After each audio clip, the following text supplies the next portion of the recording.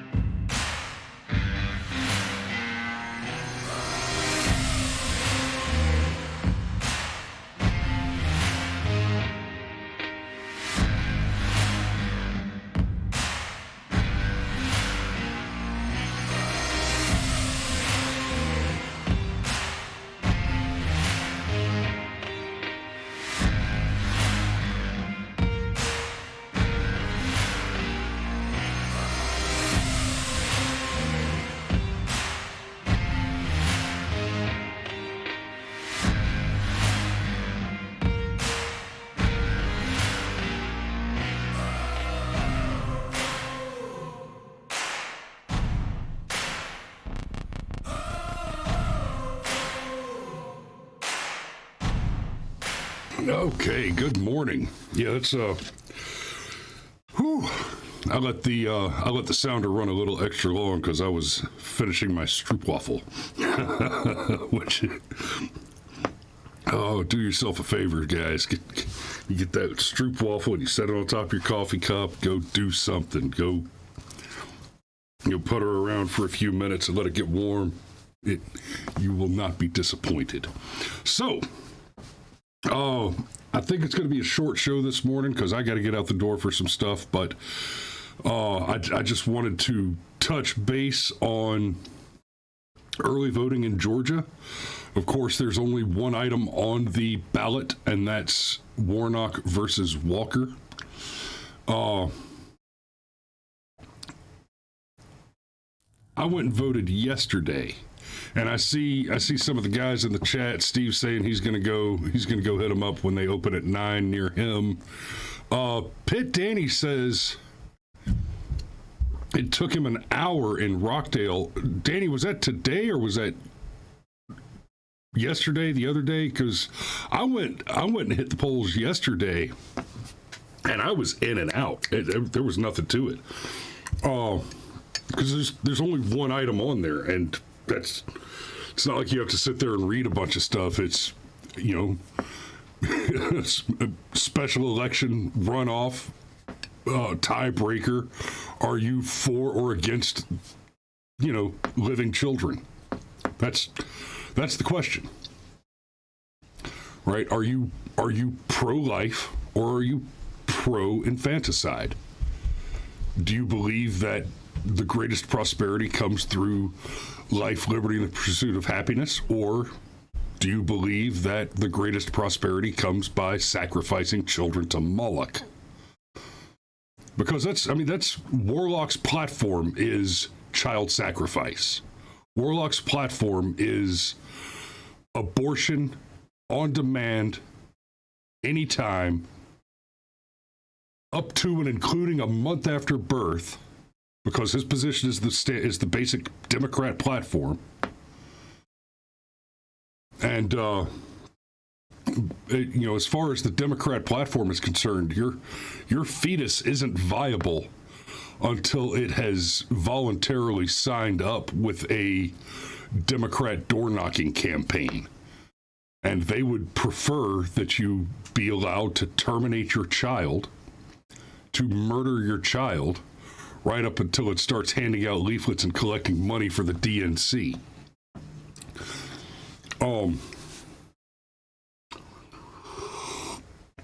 Steve says it's not even an abortion issue for me. Warnock is a blue rubber stamp. I'm an obstructionist. I am very much on board with that position, and it infuriates me to be so. But it is kind of the default position. It's the available position, because basically, we did a whole show talking about this the other day. It's no longer about the individual candidates. It's still somewhat about the individual candidates on the right, and I'll come back to that in just a second. But on the left, there is no such thing as a Democrat candidate that is not a simple blue rubber stamp for not just the greater Democrat National Committee platform, but quite frankly, a blue rubber stamp is a rubber stamp for World Economic Forum globalism. It is a rubber stamp for Klaus Schwab and George Soros. You will eat the bugs. You will live in the pod. You will own nothing. And you will be happy. Yeah, you'll be happy like you're walking around in a brave new world, doped up on Soma, watching children have sex with each other on playgrounds. Aldous Huxley, people talk about the 1984 nightmare dystopia, which, don't get it twisted, guys. That Black Mirror that you stare at all day, your little Black Mirror, is the functional panopticon of a prison planet. And Orwell was really onto some next level scary shit there. But Aldous Huxley hit some serious nails on the head. Aldous Huxley was really, really forward thinking in just how nightmare the dystopia can become. And if you've never read Brave New World, you're talking about a world in which the process of Bosconification, which is the process of genetically cloning people to exist as identical twin copies in a global caste system, where you are born into your exact profession, trained to it from birth, and made to feel uncomfortable while not actively doing your job. But at the same time, needing to, having a deep-seated need to go out to the country once a month to play in the field, not because it's good for the person. No. It's very clear that the government programs them to want to go out to the country and then feel uncomfortable while they're there, so that they're driven to go back to the city to go to work, so that they will consume, as in pay money for the use of public transit. Right, that's actually a plot line in Brave New World. The other two major plot lines that really should be grabbing your attention there are, well, they're more like plot devices in this instance, but are the use of soma, and that is everybody walks around with a little capsule in their pocket that contains basically it's a drug. It's not quite a sleep aid. It knocks you loopy for 15 minutes per quarter gram, and basically you take drugs and space out for 15 minutes to half an hour to an hour several times a day, so that the crushing weight of being just a cog in a machine, a very much a stamped cog in a uniform that's identical to your thousands of identical twin brothers and sisters.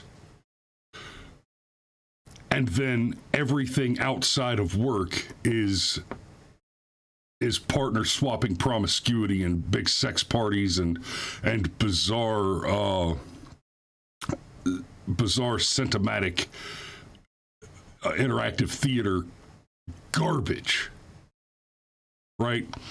And okay, spoiler alert, but you've had a few decades to read the book. The culmination of the story is a couple goes to visit a savage reservation where people still actually have sex for the purpose of reproducing. They actually have natural born children instead of clones, instead of these Bosconificized children. Steve says, like the military, only with ibuprofen and camo. And the other Steve says sex, drugs, and rock and roll. Yeah, it is. It's sex, drugs, and rock and roll to such a degree that people have stopped reproducing. So you look at candidates like Raphael. Oh, back up. So spoiler alert: the book ends basically. They've taken this savage off the reservation and brought him into the modern world, and he decides that he doesn't like it, so he goes back out into the woods to basically try and be a hermit and get away from the nightmare dystopia that is the Brave New World.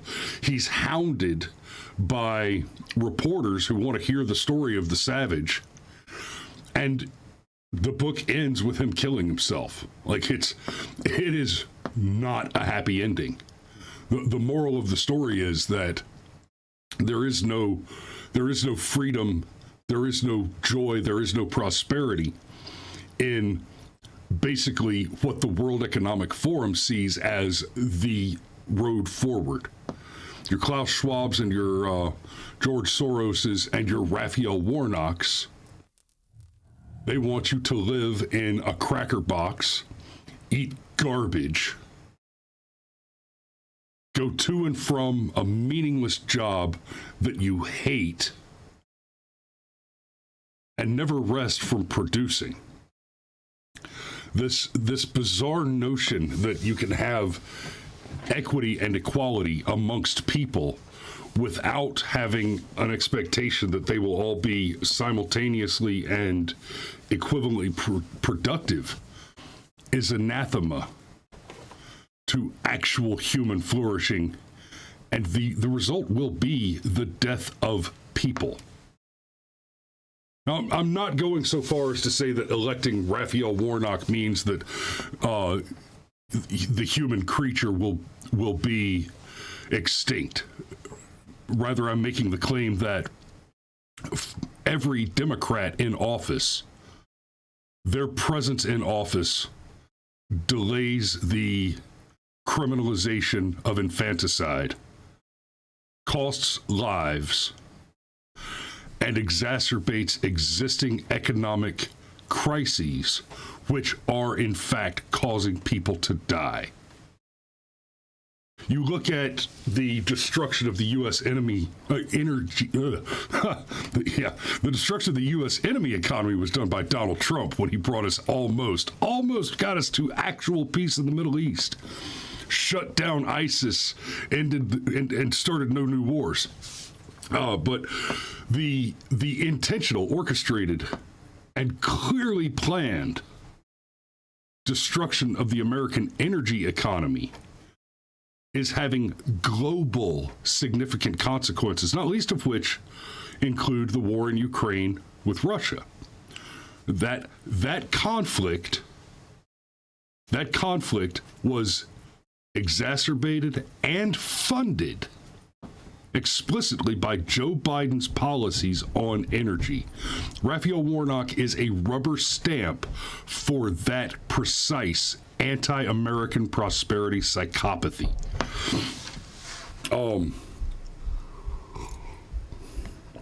Steve says keeping humans in city enclaves magnifies herd effect and compliance. It's absolutely part of the plan.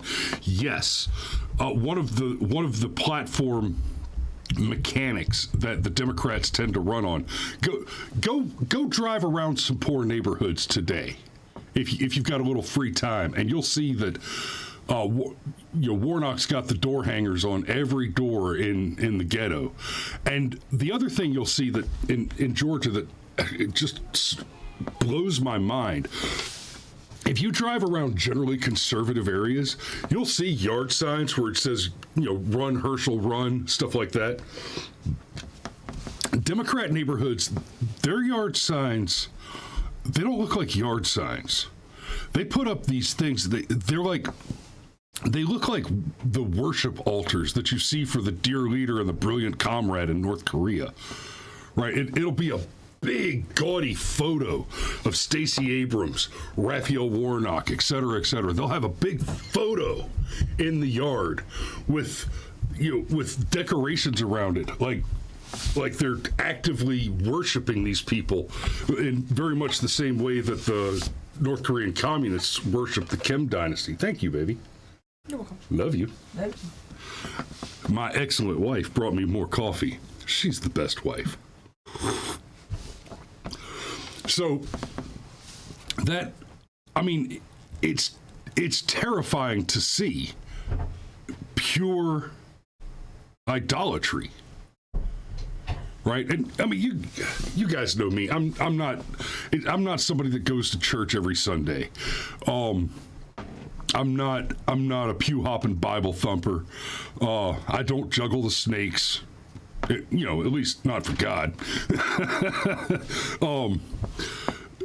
But I see something like that, and they worship these people. They talk about them like they're some kind of magic savior. And I mean, when you're talking about somebody like Raphael Warnock, he's very much a Stacey Abrams alum. They've been investigated together over allegations of very specific election tampering, voter registration fraud activities. They have both been actively investigated, not just by corrupt police forces that are run by their opponents, but corrupt police forces. Okay.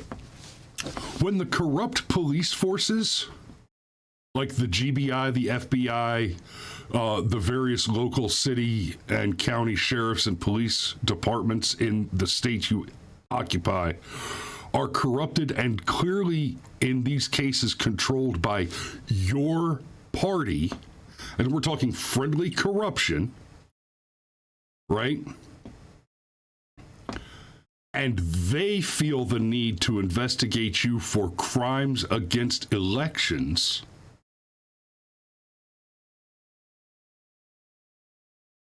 Like that's not, hey, you're doing something wrong. That's, hey, you're doing that wrong thing we want you to do way too obviously, and you're going to get us all in trouble. So now we have to pretend like we care about what you're doing.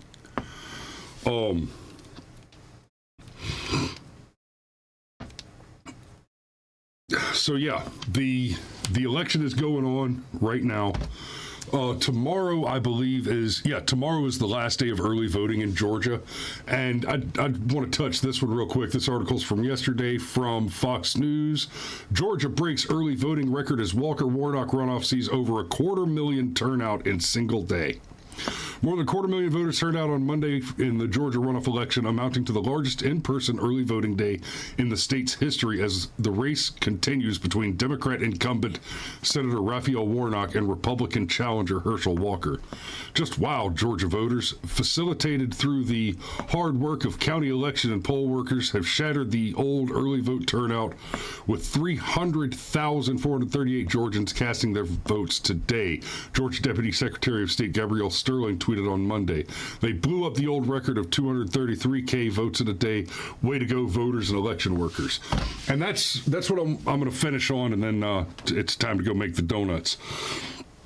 So I went and voted yesterday. I went to the polls. I'm here in Rockdale County. Rockdale County is a very safe Democrat county. I know. We're working on that too, on so many levels. And here's what I saw when I went to the polls yesterday. I was in and out in no time. I would attribute that more to the simplicity of the ballot and just the number of people there when I went. I was there at about 9 o'clock in the morning. 9:30-ish. I went and shot a house at 8:30, and that took about half an hour, and then I went straight over to the polls. So somewhere between 9 and 9:30, I was there. And it was quick, it was easy, in and out, no problem. Cool. Here's what I did notice, and this really gave me a chuckle. All the poll workers had something in common. They all looked a particular kind of similar. You know what I'm talking about, right? You know what I'm suggesting here? In a heavy Democrat district, all the poll workers looked a lot like one another. You know what I mean? No, that's not what I mean. What I mean is they were all wearing masks. All but one. All but one of these poll workers are wearing masks. It is the end of 2022. We have known since about June or July of 2020. The science on this has been, since the middle of about 2020, that masks are not effective to protect you from contracting the coronavirus. It was very clear very early in the pandemic on the science that the only thing the mask could do to prevent the spread of the disease is if you have COVID and choose, rather than being responsible and sitting on the couch watching cartoons and drinking ginger ale and chicken soup, to go out into the public and expose yourself to other people. That in that circumstance, if you strap a mask onto your face, it might prevent you from sneezing directly into someone's open mouth. And that's the best claim that can be made for the masks. Now, it was very clear, very early, wearing the mask was a political statement. You wore a mask to scream to the world, I hate Donald Trump because gas is too cheap. I'm making too much money and my gas is way too reasonable and I can totally afford my groceries. Orange man bad. Shut up. Go to work. Make a buck. Eat a steak. Because you don't have to scrape up every single penny just to fill the tank to go to work. So shut up. Yeah, Pitt Danny says, "Yep, they got tired of winning." that's exactly right. There was this phenomenon that we noticed with the masks. Stacey Abrams got caught up in it. She would go and do events, and she wouldn't wear a mask, but everybody in the audience had to. Insane, right? We worked a couple of weddings as the film crew during that period, and they insisted that we all wear masks, but the wedding couple, the guests, were not wearing masks. And these were, some of these were high-end very expensive weddings. I'm talking about weddings where they spent more on us than most of you spent on your wedding. And, all the guests and the couple, and the wedding party, they're not wearing masks, but the rest of us are. The wait staff is wearing masks. The caterers are wearing masks. The coordinators, all the people working there are wearing masks. It was pretty clear pretty early on that the point of the mask was it was the new badge. It's the new marking. It might as well have been a slave collar. Wearing a mask, they wanted you to wear the mask so that you could be identified as an untouchable, as a food service worker, as a laborer, as a slave caste. That was the point to begin with. Now, I asked the one worker at the poll who was not wearing a mask specifically, so I see that you're not wearing a mask and everybody else is, so I assume that means that the polls don't actually have a policy requiring. He said, no, it's voluntary. You don't have to wear a mask if you don't want to. It's totally voluntary. And I looked around, I said, good to know. Good to know. So what you're telling me is that the polls in my very safe Democrat district are run not just by Democrats, not just entirely by Democrats, but explicitly by those Democrats who are either absolute sycophantic party line virtue signalers, the lowest possible information voters who, we're talking about the kind of people who have a sign in the yard that says, "I believe the science," but they haven't followed the science since they put the mask on to begin with. They have no idea what the science says now. These are the people that believe that Donald Trump told them to drink bleach. They're stupid. Right? Or they honestly believe that COVID-19 is a seriously dangerous disease that they're very likely to contract through casual contact in public generally, and that the paper mask will prevent that from occurring. And it's not like they were all wearing disposable surgical masks that they were replacing every time they scratched their face or adjusted their mask.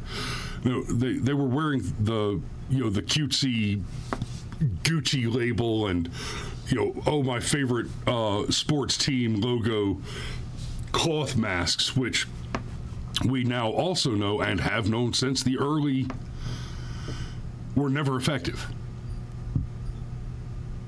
They were never able to prevent you from contracting COVID from an infected person. Like, that has been the science for 2 full years, for a little over 2 full years now. That has been the consensus, according to even the most left-wing psychotic emanations from the CDC. So that's kind of where we are. Now, tomorrow is the last day of early voting. The election itself is on Tuesday the 6th. Okay, today's Thursday. Yes, Tuesday the 6th. So that's next Tuesday. So today or tomorrow, if you haven't already gone and voted for Herschel, please do. If for no other reason than Warnock's a bad person and Herschel will hug you. Herschel's a hugger. Nice guy. Y'all be safe out there. We love you, and we will see you tomorrow.